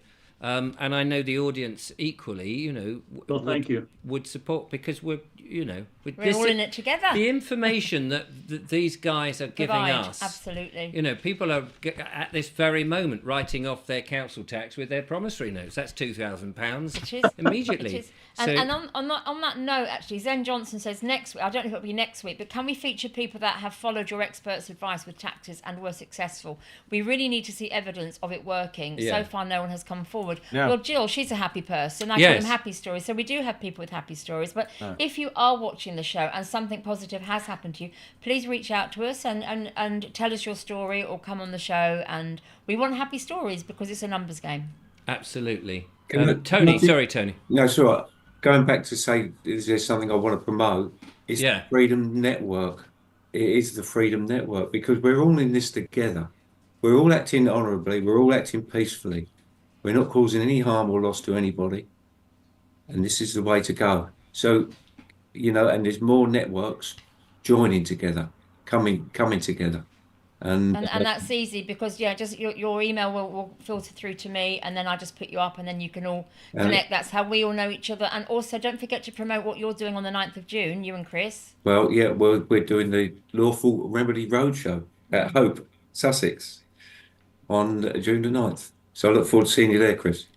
With Jill as well. And you, Jill. Thank you. It was Indeed. And Looking forward to that's it. Netherfield near Battle Near in Battle. East Sussex. Just if you think where the hell is it, Yeah. and details will be available on the in the description already. And Jill, is there anything that you want to promote whilst you're there, or just say a farewell song or something? I won't sing on this occasion. I actually wanted to say to Chris, perhaps your website could go up in the chat as well, Chris, because does that mean that when we're making a little contribution that it's not reaching you at the moment?